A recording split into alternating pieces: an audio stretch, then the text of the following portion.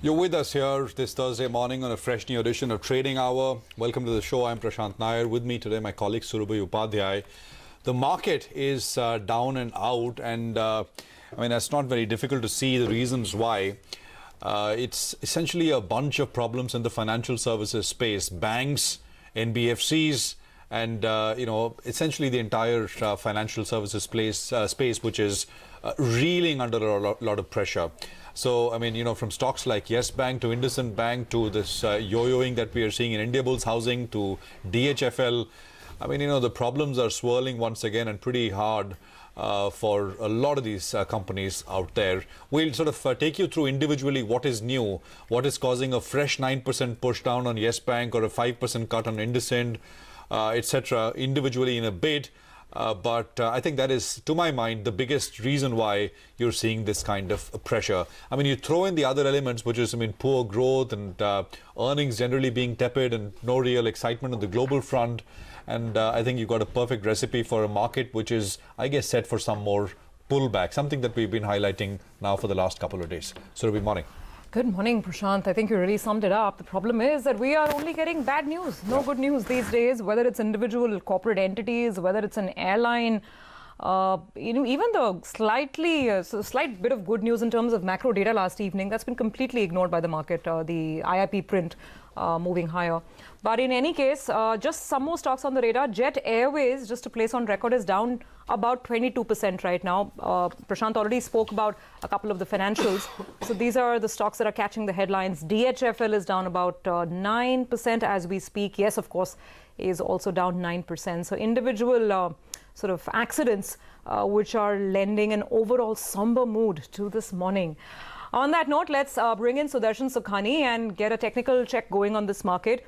Sudarshan, good morning. So it's been down from the word go. Is there a long trade on the index that has opened out for you, either on the Nifty or on the Bank Nifty? Yeah, good morning again. Well, the long trade could have opened up early in the morning if markets had held on. That did not happen. The markets opened and continued to slide. So as of now, I don't think we want to trade the Nifty or the Nifty Bank at all for the day. There is a possible trade which can come by the afternoon when the markets close and FNO settlement takes place for weekly options. If the Nifty comes towards 11,800, then a buying opportunity comes in for the next few days, not for today. But that's a big if it comes to 11,800 then. Stocks are offering opportunities both on the long and short side in spite of the Nifty's decline.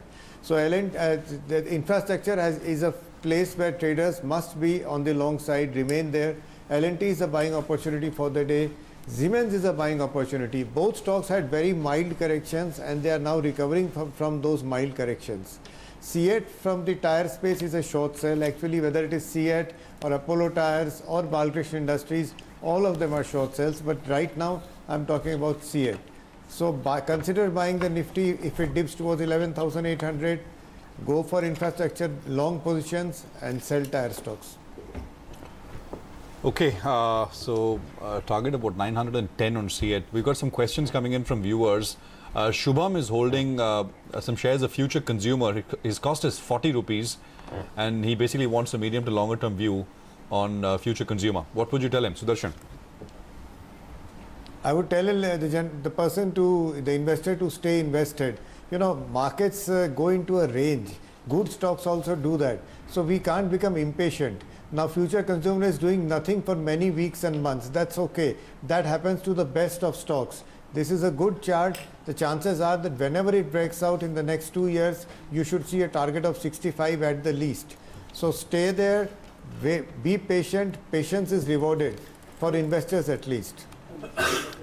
Okay. All right, Sudarshan, thank you for joining in and giving us your call on the market and also those stock queries. Now let's straight away move to our next segment on the show. We're talking about, of course, all the stocks that are buzzing around and are catching our eye at 11.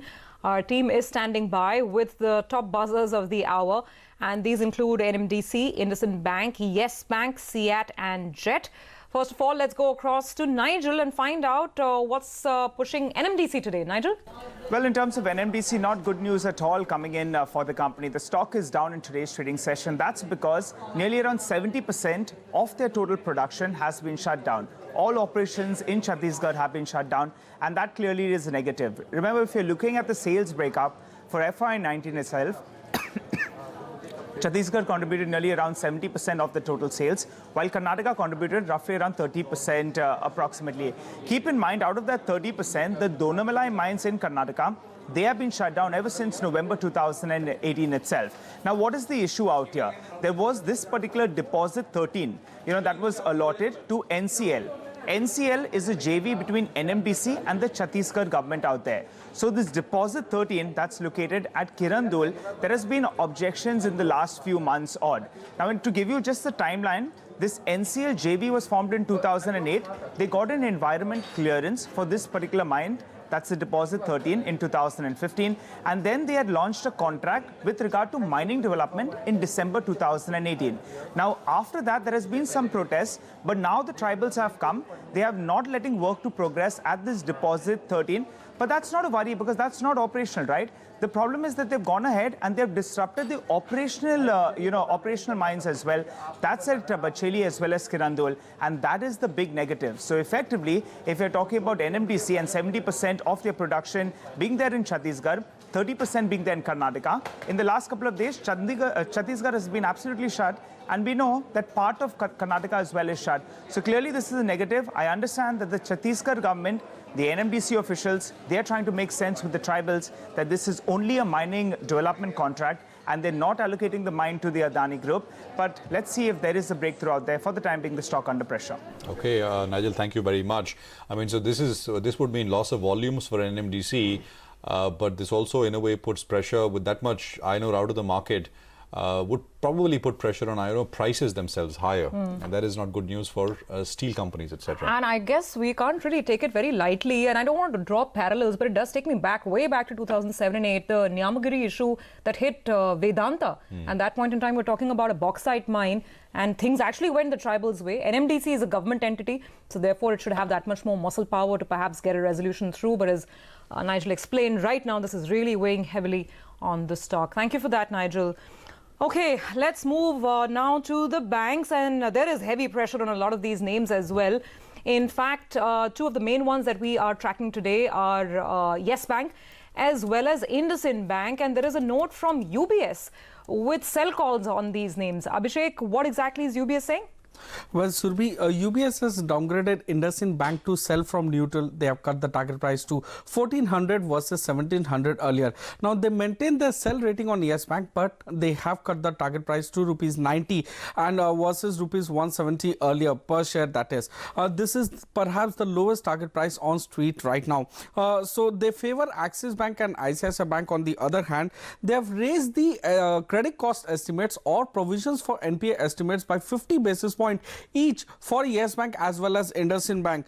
Now, that led to, earnings estimate coming down. For Yes Bank, it has come down by 79% and 53% for FY20 and 21, while it is in higher single digits that it has come down for IndusInd Bank. The key reason mentioned by them in terms of the earnings revision downward is the network risk drive our credit cost estimates higher. Now, the next level of risk could appear from leverage corporate related companies. Remember that on 3rd June, RBI had come out with a circular saying that, if you have exposure to one of the main companies and the holding companies as well, you have to take provisions if that company defaults. So that could raise the level of provisions for the banks. And as per the UBS, it could impact highly for Yes Bank as well as IndusInd Bank. So lending to non-investment grade companies is versus main companies very high for Yes Bank and IndusInd Bank is what UBS has mentioned in its note. Back to you.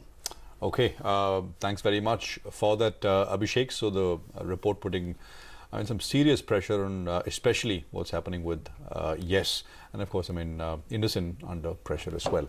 Jet Airways is the other one, is taking a big knock. The NCLT Mumbai hearing on insolvency petitions is in the second half today. Look at that, 21% now. Ritu is joining in on the phone line with the latest she has on this. Ritu. Well, Prashant, two operational creditors with barely 5 to 6 crores of dues from Jet Airways are now threatening to drag Jet Airways into insolvency to recover their dues. And these two operational creditors are Shaman Wheels and Gaggan Enterprises. Shaman Wheels, provides used and new vehicles to the airline, transport passengers, and Gaggar Enterprises provided packaged water to Jet Airways. These are the operational creditors that, their plea will now be heard by the Mumbai bench of NCLT today. But what will be critical to note is if the court decides to admit their petition, then it will have a negative repercussion in that the banks will also be forced to be part of the entire corporate insolvency resolution process and will have no choice in the matter if NCLT does indeed admit the petition. So, all revival plans that banks have been working on, including, awaiting offers now from Hinduja Group, from Etihad Airways, they would all have to be reworked if the company is dragged to insolvency. As we have been reporting, this is not the best route that banks think will be for recovery for Jet Airways, and they may even look to challenge the petition in court. But first, we have to wait for the outcome of what happens in court today. The case is listed for hearing at number 81 and 82. So we're not even sure if it will come up for hearing today, but it will be important to track nonetheless. Absolutely. This is going to be a very interesting one to watch out for because Shaman Wheels apparently needs to be paid 6.5 crores. That is the amount that Jet Airways owes this operational creditor. But it doesn't matter whether someone, needs to be paid 8,000 crores, that's the lender consortium, or 6.5 crores. If the court decides to admit the plea, that's going to be a very, very significant development for a case like Jet Airways. Thanks, Ritu, for those details. Let's now focus on CEAT. That's a stock under pressure as well. Management commentary from the investor day seems to be somber. Sonia, what are the key takeaways? Oh, absolutely. The management talks about how demand has flattened out completely and challenges could continue at least till the second half of the fiscal. Now, it's not just OEM demand, but replacement demand has also flattened out. And that was the core segment in which the automakers were hanging on to, because replacement demand was still quite active. But CEAT says no, replacement demand has also flattened out quite a bit. The other big issue for CEAT is that they're very capex heavy, and to be capex heavy at a time when global markets are undergoing a recession, there's a slowdown in the domestic markets, that has caused a bit of a concern for investors. To that, the management said that yes, there is a big capex of 3,300 crores lined up over FY18 to 21. But it sounds big because it's been bunched up. However, in the very near term, they do see an adverse product mix, which could mean a pressure on margins as well because of a ramp up that they're seeing in their truck and bus radials. Now, since they mentioned that there will be weakness for some time, a lot of brokerages are a bit concerned. Deutsche Bank has a hold rating with a target price of 1,050. They say that the near-term outlook remains quite muted. The company is seeing demand recovery only after Q1 of FY21. So they've actually ruled out the whole of FY20, expecting only single-digit growth. However, the only silver lining is that raw material costs are benign, so that may support the margins in the near term. Okay, Sonia, thanks very much for that. That's CEAT down about 3.5%. And some commentary, not just, actually the commentary could, some of it you could apply for the industry broadly as well, especially sort of comments on replacement demand, etc. Those are stocks that we sort of highlighted. NMDC down 6, Yes Bank down 10, IndusInd down 6.5. There's Jet Airways down 21 and CEAT down about 3.5%. If you just look at these 5-6 stocks, you'd imagine the market to be down, big time. We are down big time. We're down 70 points. So nothing to be scoffed at, but 11,834 is what is still there on the index. We're going to take a very quick break here. We come back and we talk about perhaps one of the only potential silver linings for India, which is the way oil prices are behaving. We're going to talk with the S&P Global